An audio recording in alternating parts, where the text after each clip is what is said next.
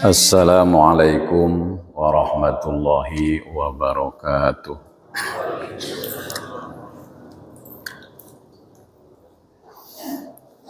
Alhamdulillahilladzi faddala bani adama bil ilmi wal amal ala jami'il alam wa ala alihi wassalatu wassalamu ala rasulihil mab'us rahmatan lil anam wa ala alihi wa ashabihi ya nabi'il ulumi wal hikam amma ba'd. Qalu subhanaka la ilma lana illa ma 'allamtana innaka antal alimul hakim.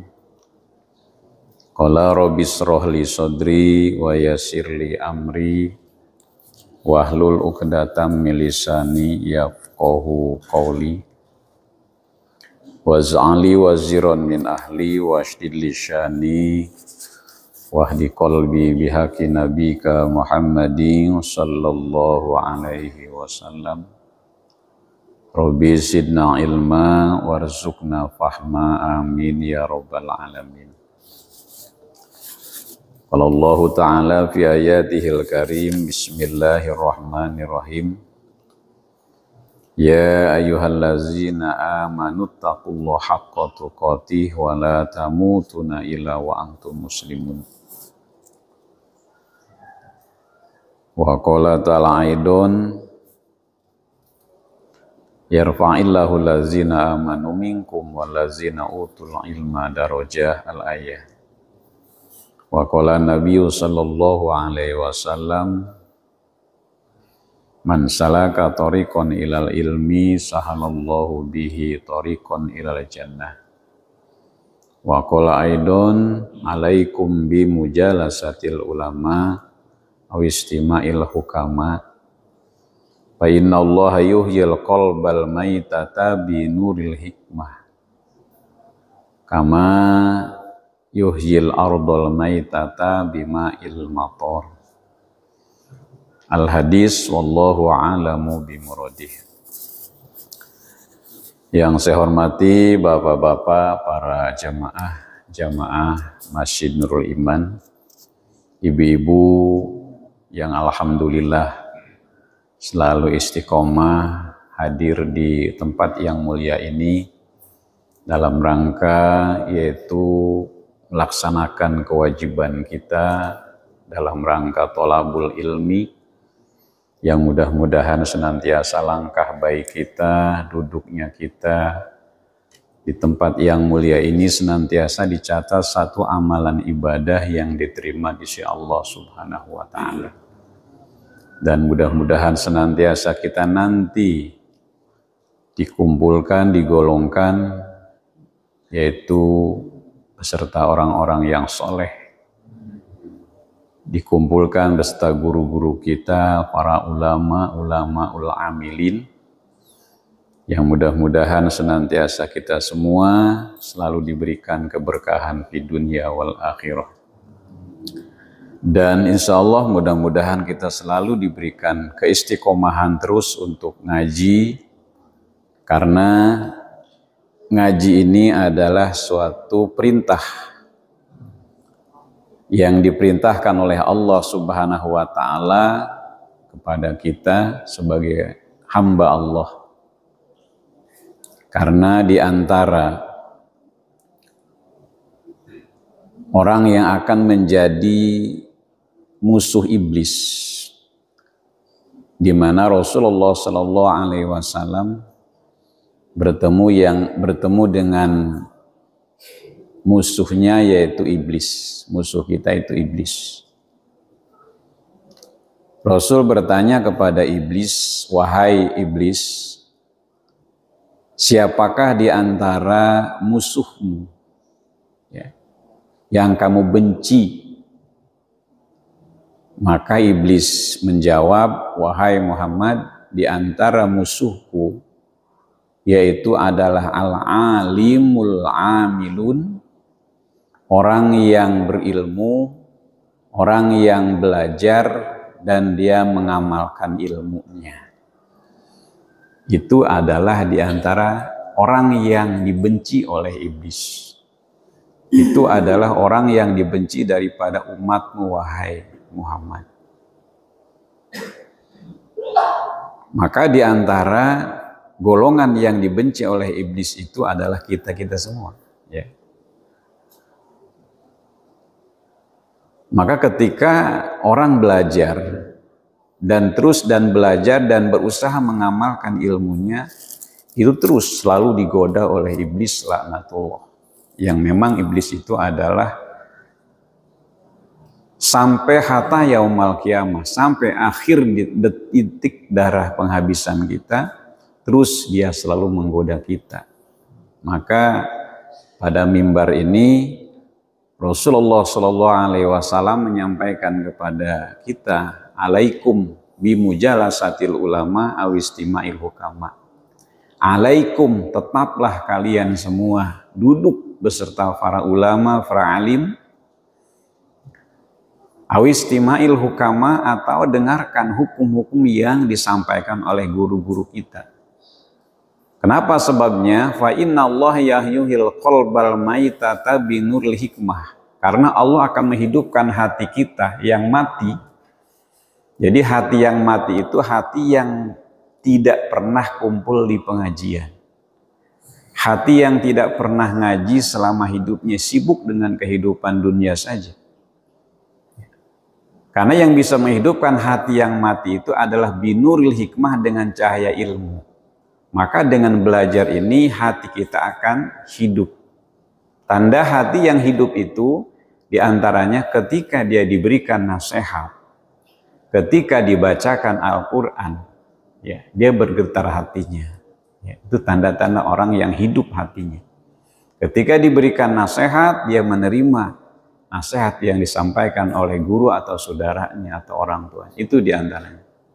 Ya.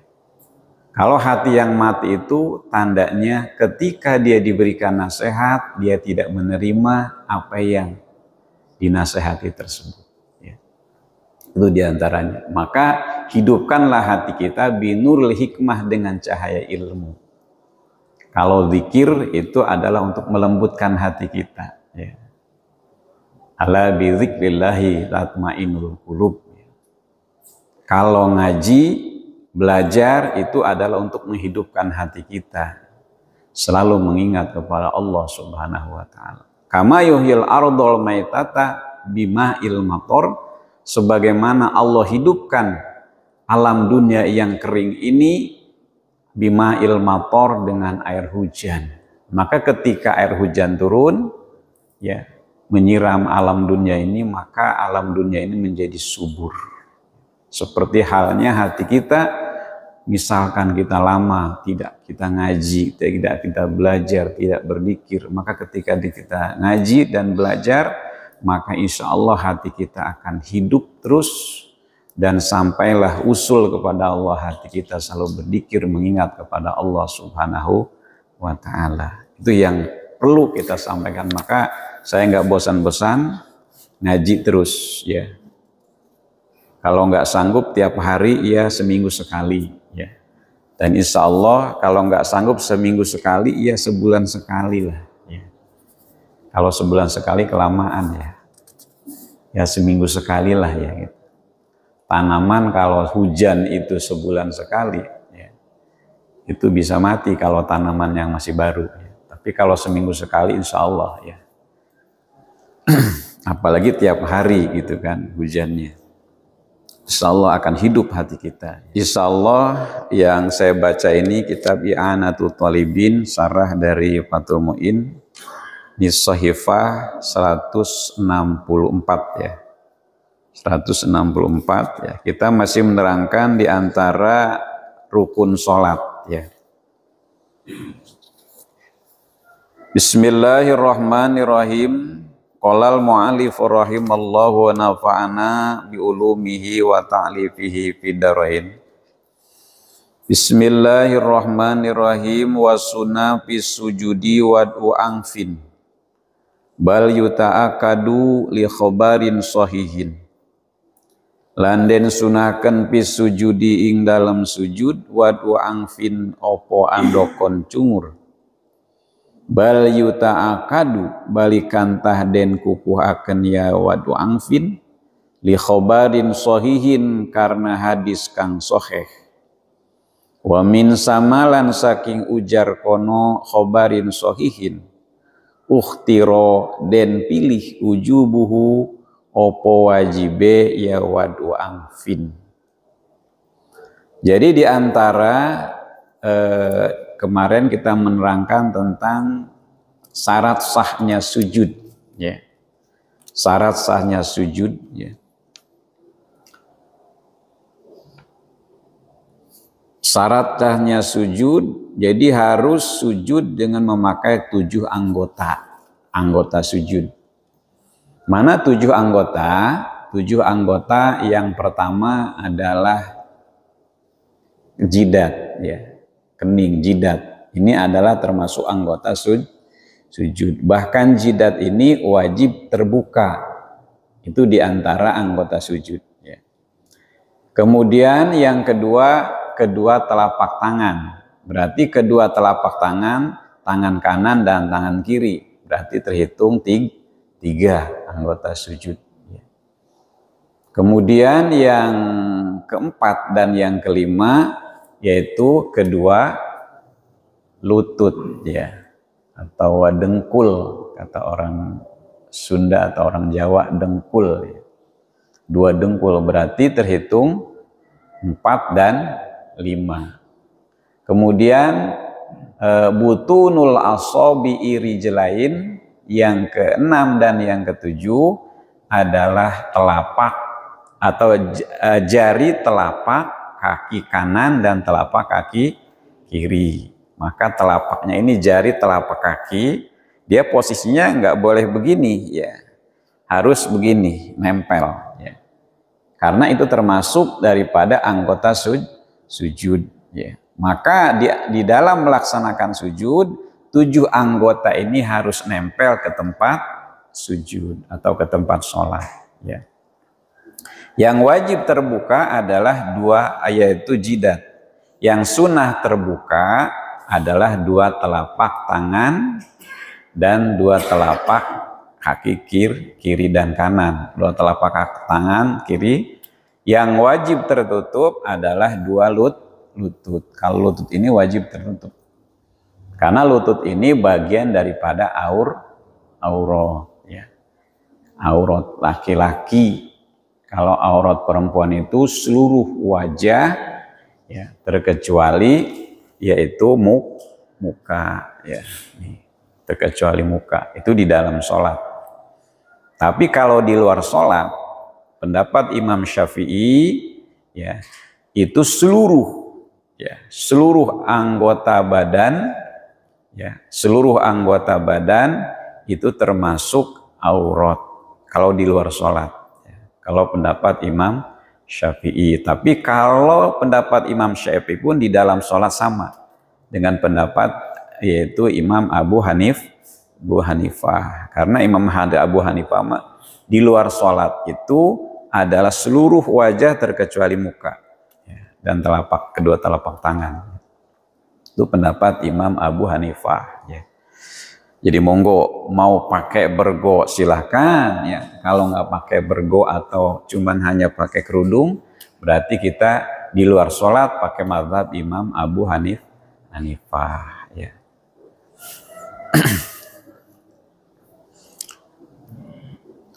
Wasuna fi sujudi wa du'angfin. Dan diantara syarat sahnya sujud juga itu harus seberatnya kepala, ya. Tidak boleh kita melebihi dari beratnya kepala. Artinya di dalam sujud nggak boleh ditekan-tekan, ya. Harus seberatnya kepala, ya, di dalam sujud, ya.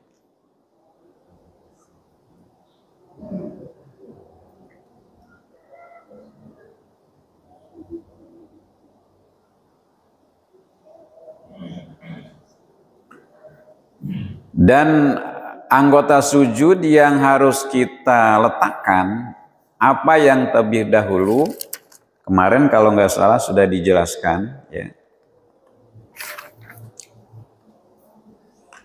Itu yang kita letakkan itu adalah 2 lutut, kemudian 2 telapak tangan, baru jidat, ya. Baru jidat, ya. Jidat kening, ya. Itu yang sunnah, ya, sunnah diletakkannya gitu kan. Meletakkan pertama 2 lutut, kemudian telapak tangan, baru kening dan kaki, itu diantaranya. Wasunah fi sujud wadu angfin, dan disunahkan di dalam sujud itu wadu angfin, meletakkan yaitu hidung, ya. Menciumkan hidung ke tempat sujud itu sunnah, ya. Itu sunnah. Bal yuta'akadu, akan tetapi sunnahnya sunnah muakkad, ya, sunnah yang dikukuhkan. Berarti kalau hukum sunnah ada yang goer muakkad, ada yang muakkad. Yang muakkad itu sunnah yang diikhtilafkan wajibnya. Nih perbedaannya antara sunnah muakkad dan goer muakkad. Kalau goer muakkad itu tidak diikhtilafkan wajibnya, artinya tidak ada ulama yang memerintahkan wajib, ya. Tapi kalau yang muakkad itu diikhtilafkan wajibnya, ya. Ada sebagian ulama yang mewajibkan harus meletakkan hidung, ya, ke tempat sujud, ya. Wa min sama, nah dengan sebab ikhtilaf yuta'akad li khobarin sahih, karena ada hadis yang sahih, ya. Ada hadis yang sahih, ya, yang memang disunahkan, yaitu yang memang disunahkan sunnah muakkad untuk meletakkan hidung ke tempat sujud. Wa min sama, dengan sebab ada hadis sahih ukhtiro wujubuhu, maka dipilih, ada sebagian ulama yang menghukumi wajib. Berarti kalau kesunahan diikhtilafkan wajib dan sunahnya, kalau kita tinggalkan menjadi makruh, gitu. Tapi kalau tidak diikhtilafkan sunnah dan wajibnya, itu tidak makruh, kita tinggalkan, ya. Seperti bacaan surat di dalam sholat, itu ada sebagian ulama yang mewajibkan, yang menghukumi wajib. Maka ketika kita sholat meninggalkan membaca surat, ya, selain Fatihah, gitu kan, nah itu hukumnya makruh, ya. Walaupun cuma 1 ayat yang kita baca, misalkan cuman Yasin, Allahu Akbar, gitu kan, itu gugur, ya, kesunahannya, ya. Males amat tuh imamnya, ngantuk kali. Ya hafalnya cuman Yasin. Ya monggo, surat apa saja, ya, gitu, setelah Fatihah, gitu kan.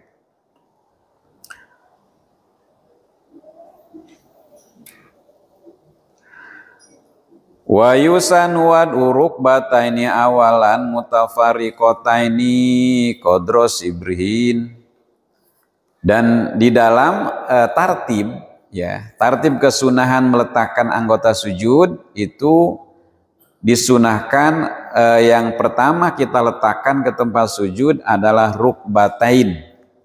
Rukbatain itu 2 dengkul, awalan pertama. Mutafariqataini, ya, mutafariqataini, meletakkan 2 lutut ini ke tempat sujud, tingkahnya, posisinya jangan dirapatkan, harus mutafariqataini, harus dipisahkan 2 lutut itu biqadri sibrin, dengan ukuran 1 jengkal, ya. Jengkalnya jengkal kita, ya, jangan jengkal anak kecil, jengkal kita, ya. Dan posisi meletakkan kaki pun ketika kita berdiri diukur saja. Cara ngukurnya biqadri sibrin itu adalah ketika kita berdiri. Telapak kaki kanan dan kiri itu diukur saja dengan kira-kira, nggak usah diukurin pakai meter atau pakai jengkal. Kira-kira saja, ya, dikira-kira, gitu kan. 1 jengkal. Nah, pasti ketika kita sujud, itu pasti kalau kita lurus, ya, itu sama ukurannya 1 jengkal biqadri sibrin, itu diantaranya. Maka kesunahan yang pertama adalah meletakkan meletakkan kedua lutut ya. Sumakafai hadwa mangkibaihi rofi'an diro'ai. Kemudian yang kedua yang sunnah kita letakkan ya, adalah kafai, dua telapak tangan, hadwa mangkibai, caranya harus sejajar dengan pundak ya, sejajar dengan pundak. Rofi'an diro'aihi, harus diangkat, apa namanya, diro'aihi. Nah ini nih, diro'ai ini adalah hasta ya. Makanya kalau ngitung hasta ya, kalau orang Arab itu hasta itu antara ujung jari dengan sikut, ini hasta, satu hasta ya. Jadi dia rofi'an diro'aini, hastanya harus diangkat. Nah ini sikutnya. Jadi nggak boleh begini sujudnya ya, nggak boleh, itu nggak boleh ya, makruh ya, harus diangkat ya. Rofi'an diro'aihi anil ardi, dari tempat sholat ya. Wa nasiron asabi'ahu madmumatan lil kiblah, wa nasiron asabi'ahu, dan kemudian harus nasiron itu digelar, dibuka, dua telapak tangan kita itu dibuka ya. Asabi'ahu dibuka, jangan dikepalkan. Maka di dalam sujud itu harus dibuka, dua telapak tangannya nggak boleh dikepalkan. Madmu matanil kiblah, kumpulkan ke arah kiblat ya. Tuh ya. Jadi yang pertama yang kita letakkan adalah dua lutut. Yang kedua dua telapak tangan. Cara meletakkannya harus dibuka ya. Tuh.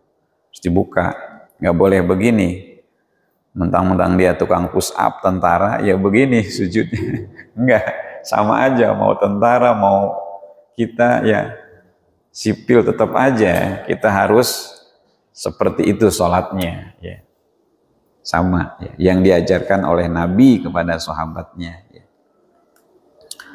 Sumajubahatahu, kemudian yang ketiga yang harus kita letakkan adalah jubahatahu, yaitu dua kening atau jidat. Wa angfahu ma'an, jidat dengan hidung itu bareng ya. Jidat dengan hidung itu bareng cara meletakkannya. Wa tafriqo qadamahi qadra sibrin, dan harus memisahkan kedua telapak ya, qadamahi kedua telapak kaki, qadra sibrin ukuran satu jengkal. Wa nasbuhuma mujihan asabi'ah lil kiblah, kemudian harus dihadapkan ke arah kiblat. Nah ini dua telapak kaki ya, dua jari kaki itu harus diukurnya satu jengkal. Jadi jangan kita lebih dari satu jengkal itu ukurannya, atau jangan dirapatkan ya kedua kakinya gitu kan. Harus direnggangkan ukuran satu jengkal ya, sama dengan lutut ya, lurus. Jadi kelihatannya bagus kalau lurus kan gitu. Wa nasbu mamujian al-sobiahu, kemudian ini apa namanya, jari kaki itu harus dilengkungkan begini ya. Nah bagaimana kalau kita nikel ya, ditikalkan apa namanya, dilengkukan ya, itu cara melakukannya kalau memang nggak bisa semua, cukup di antara salah satu jarinya, jari kaki, mau jempolnya aja cukup ya. Mau jempolnya atau mau jentiknya, jari manisnya monggo gitu kan. Kaki itu, yang penting ada yang mengarah ke kiblat gitu kan. Jadi jangan punggung kakinya yang itu syaratnya. Wa yukrahu ya, wa ibrazuhuma min dailihi ya. Wa yusanu fatu ainihi halata sujudi, dan disunahkan ketika kita sujud, disunahkan harus dibuka mata ya. Maka di dalam sujud itu nggak boleh kita pejamkan ya, harus dibuka matanya ya. Pak Ustadz, gimana kalau misalkan dibuka ya, kita kadang-kadang nggak khusyuk. Nah gitu ya, kalau dibuka nggak khusyuk, pejemin aja lah, kalau dipejemin khusyuk gitu kan. Nah bagaimana itu? Kalau dia berkaitan dengan kehusuan, ya karena ini sunnah bukan wajib, maka dahulukan husu. Karena husu mah adalah hal yang wajib di dalam sholat. Maka kalau memang bisa pejam itu husu, pejamkan matanya di dalam sujud. Ya, asal jangan tidur aja. Jadi saking husunya akhirnya nggak bangun-bangun sujudnya. Makmum udah subhanallah, dia mengorok. Keenakan sujudnya ya. Jadi ya kalau bisa memang khusyuk di dalam sujud, mejem matanya, mejem ya. Tapi kalau misalkan sujud ini kita mejem gak khusyuk ya, kemudian buka mata juga gak khusyuk, tetap inget aja ya kepada kerjaan, ingat kepada kebun kita, ingat kepada anak kita, semua ingat di dalam sholat ya, bukan ingat kepada Allah ya. Nah bagaimana caranya ya, kalau memang mejem nggak bisa khusyuk, buka mata nggak bisa khusyuk, udah buka mata aja, lumayan dapat kesunahan gitu ya. Tapi kalau memang bisa khusyuk, mejem ya mejem gitu kan. Nah bagaimana Pak Ustadz? Ya mejem juga khusyuk, buka mata juga khusyuk. Nah bagaimana itu? Kalau mejem khusyuk, buka mata khusyuk, ya udah buka mata aja, kan? Dapat nilai kesunahannya. Gitu. Itu mantuk mafhumnya gitu kan. Itu disunahkan. Kama qala Ibnu Abdussalam, sebagaimana yang telah berpendapat pada kaul ini Ibnu Abdissalam ya. Wa aqarrahu, dan telah menetapkan pada kaul ini Imam Zarkasi ya. Bahwa kita disunahkan untuk membuka kedua mata kita ya. Wa yukrahul mukhalafatu tartibil madhkuri wa adam wadil angfi. Nah bagaimana Pak Ustadz? Ya, saya mah sujudnya bukan tangan dulu yang saya letakkan, tapi yang saya bukan dengkul dulu ya, tapi yang saya letakkan tangan dulu, ya tangan dulu. Nah itu bagaimana ya? Nah hukumnya wa yukrahu mukhalafatu tartibi, maka dimakruhkan ya, bertentangan dengan tartib yang sudah diatur tadi. Tartib yang diatur itu adalah letakkan dua lutut, baru tangan, baru jidat. Jidat barengkan dengan kaki gitu kan. Hadapkan ke kiblat. Nah gitu. Nah bagaimana Pak Ustadz? Saya makan nggak bisa kalau lutut dulu sakit. Nah bisanya yaitu tangan dulu ya. Tangan dulu, baru lutut ya. Kalau memang ada elat ya, ada udur ya, ada daruroh tubihul mahduroh ya. Kalau ada udur, monggo silahkan ya, kita letakkan tangan terlebih dahulu, mengairkan lutut juga nggak apa-apa kalau sakit misalkan. Bagaimana itu dapat nggak kesunahannya?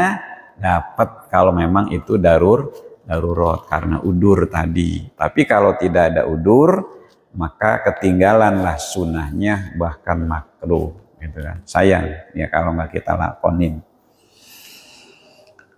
Wa sunna wa qalu subhana rabbiyal a'la wa bihamdihi ya. Dan disunahkan membaca di dalam sujud itu subhana rabbiyal a'la wa bihamdihi, yang artinya saya mensucikan Allah dengan maha suci, Robbi Tuhanku yang maha tinggi, wa bihamdihi, dan saya memuji kepada Allah, bihamdihi dengan memuji kepada Allah.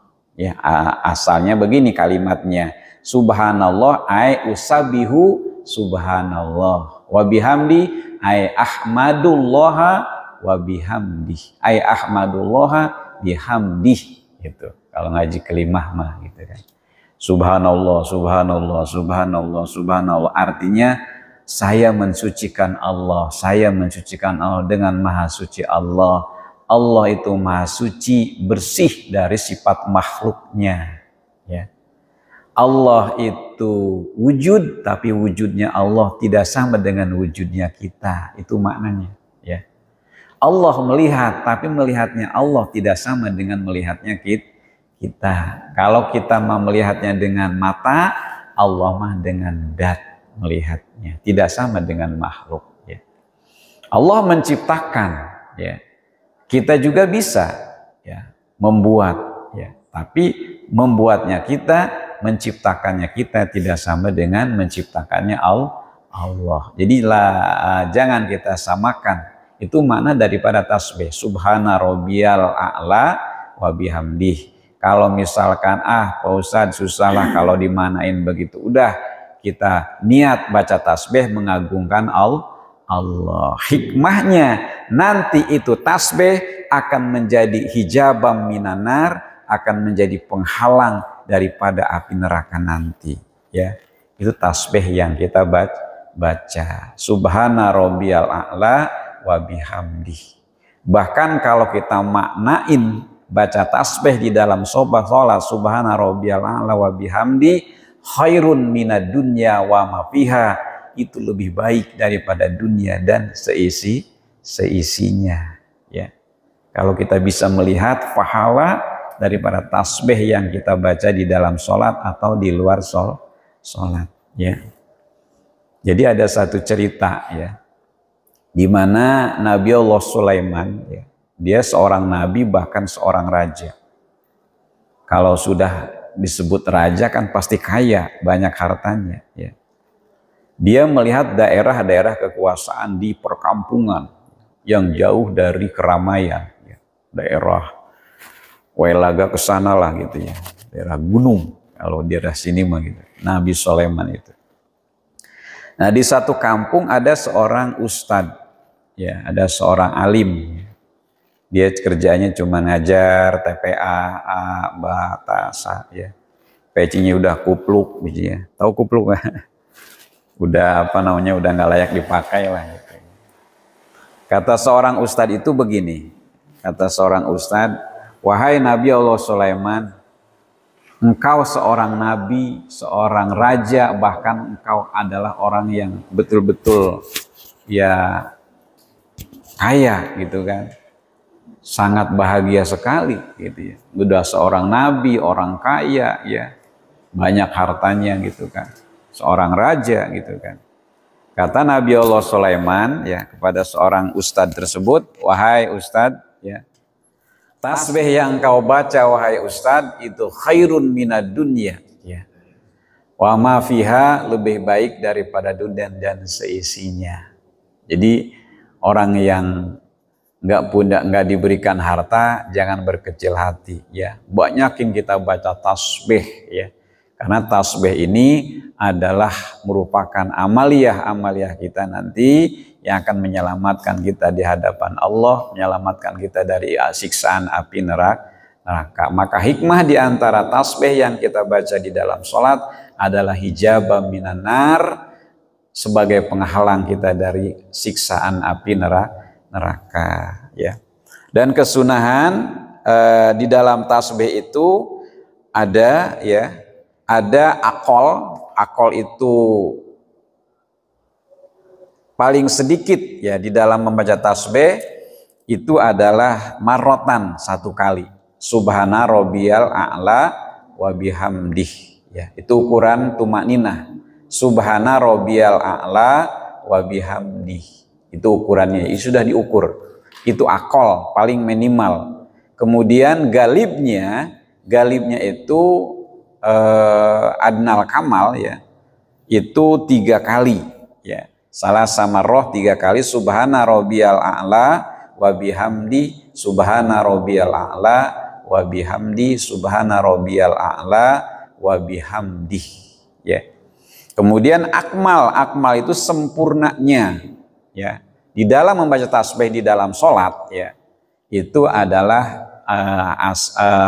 ihda asaro marotan, itu 11 kali, ya. Nah, mana Pak Ustadz yang harus saya baca, apa 1 kali, 3 kali, atau 4 kali, ya. Kita harus melihat situasi dan kondisi. Kalau kita lagi sholatnya sendiri atau lagi sholat buru-buru, misalkan kita ada kerjaan yang memang harus dikerjakan, memang harus betul-betul gitu kan, atau ada sesuatu yang memang kita harus segerakan, maka di sini diajarkan cukup 1 kali subhana rabbiyal a'la wa bihamdi, cukup 1 kali.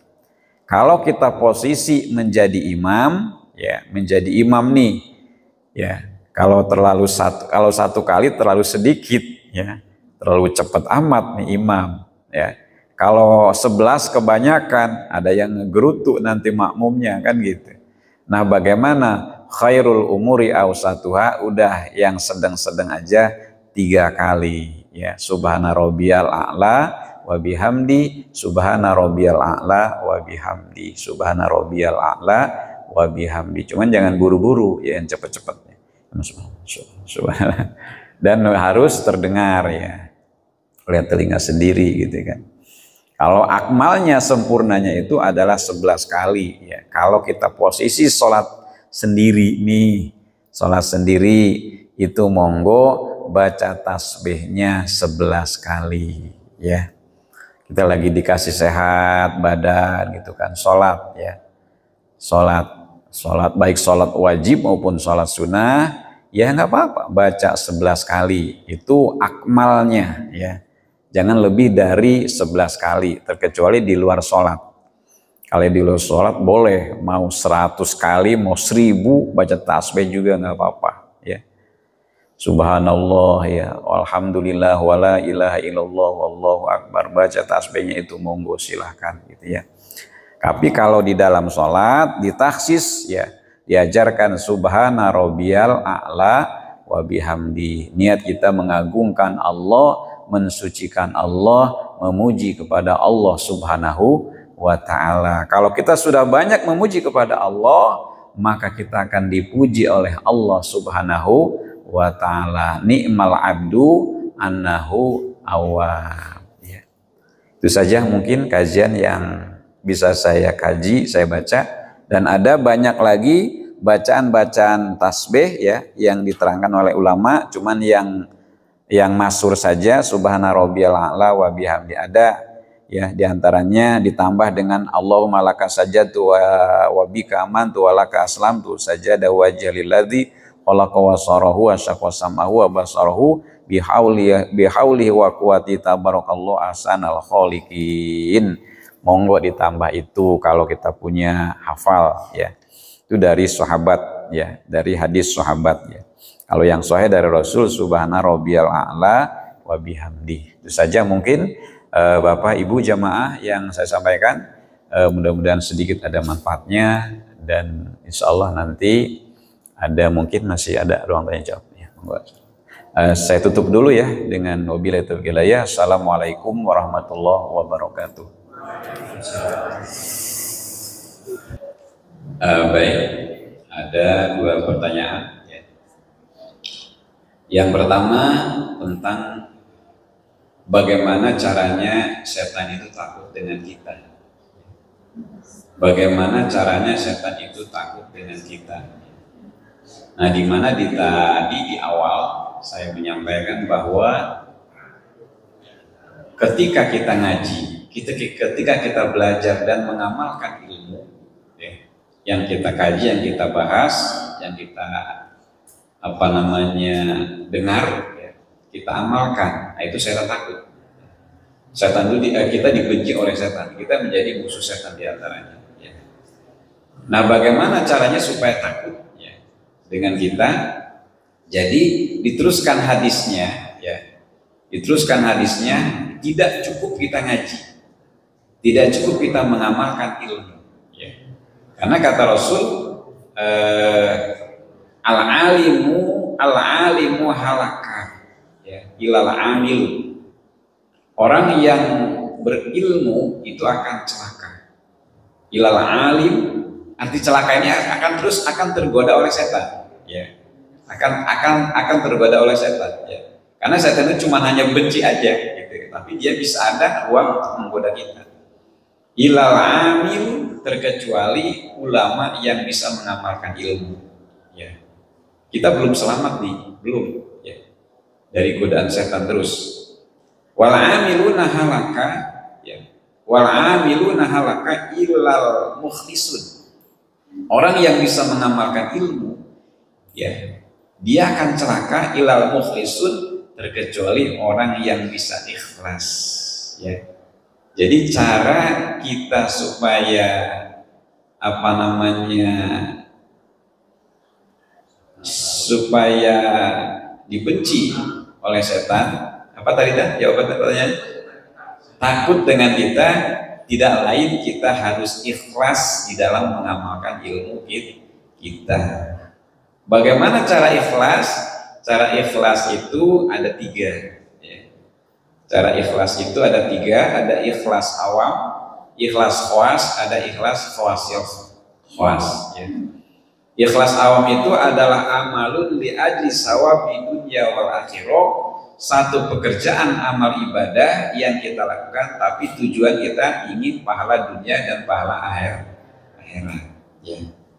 Contoh nih, kita ngaji ingin pahala dunia supaya diberi keberkahan cukup gitu kan, untuk bekal kita nanti pulang ke akhirat sama. Itu ikhlas, cuman masuk kepada ikhlas awam ya, masuknya gitu kan.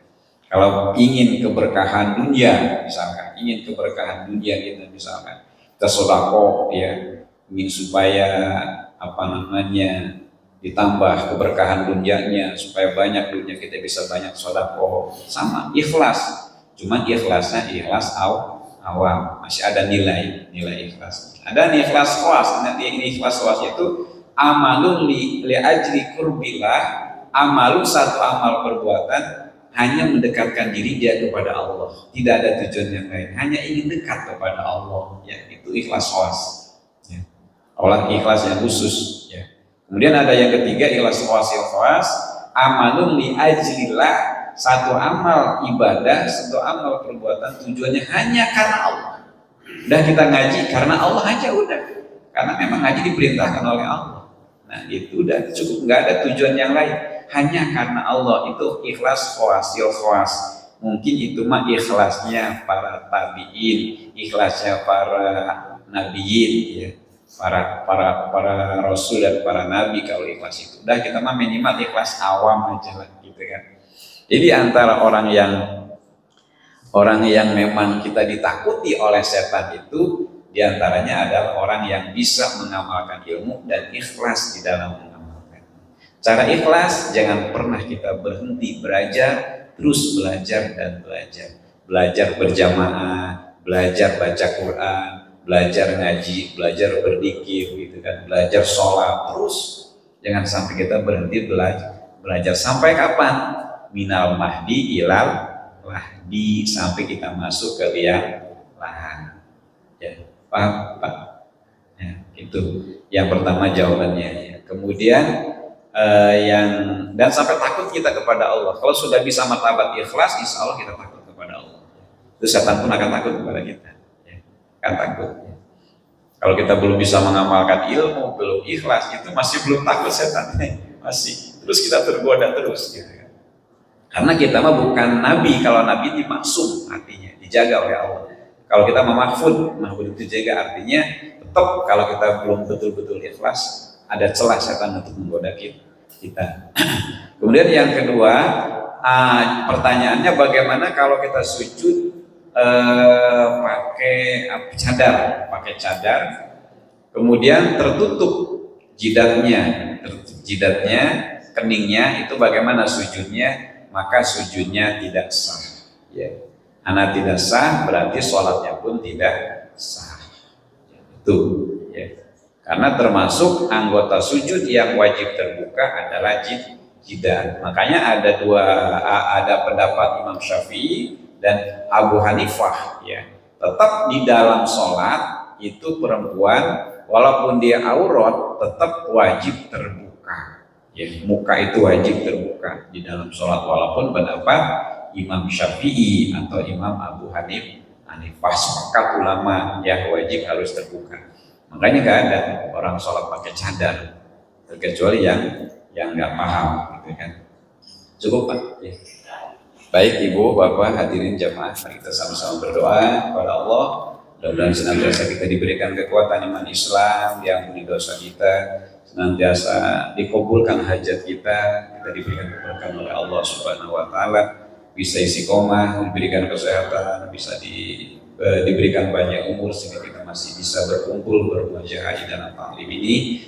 Kita bermunajat kepada Allah, mudah-mudahan kita menghadap Allah dalam keadaan husnul khotimah, membawa iman Islam, selalu mengucapkan hati kalimat la ilaha illallah Muhammadur Rasulullah. Bismillahirrahmanirrahim. Fatihah. A'udzu billahi minasyaitonir rajim. Bismillahirrahmanirrahim. Alhamdulillahirabbil alamin arrahmanir rahim maliki yaumiddin. Iyyaka na'budu wa iyyaka nasta'in ihdinas siratal mustaqim. Shiratal ladzina an'amta 'alaihim ghairil maghdubi 'alaihim waladdallin.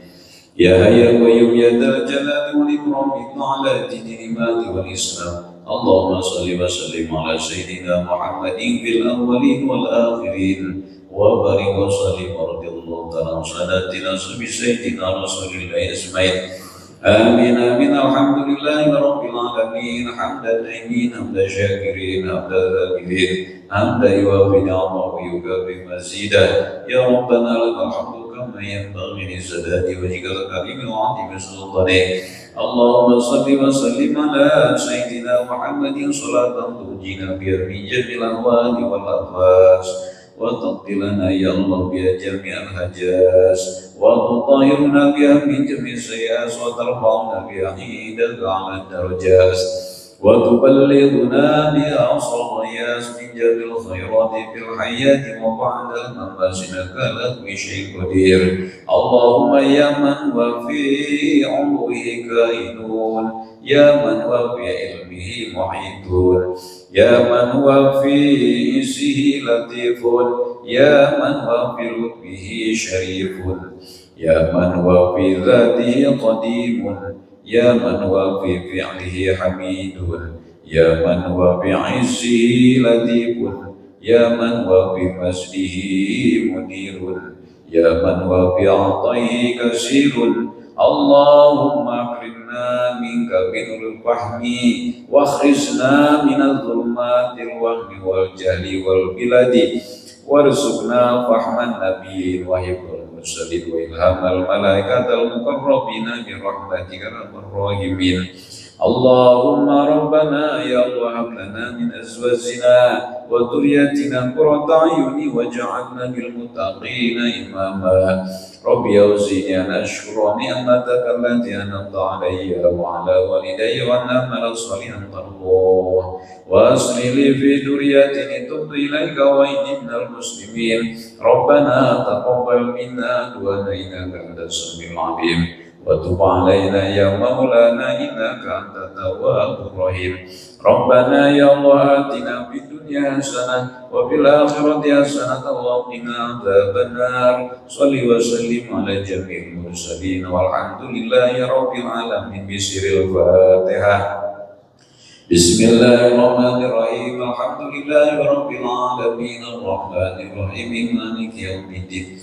Iyyaka na'budu wa iyyaka nasta'in ihdinas siratal mustaqim. Shiratal ladzina an'amta 'alaihim ghairil maghdubi 'alaihim waladdallin. Amin. Amin ya Allah ya subhanallah wa tahiyyatu ya salam wa akhiru da'wana alhamdulillahi rabbil alamin. Taqabbalallahu minni wa minkum.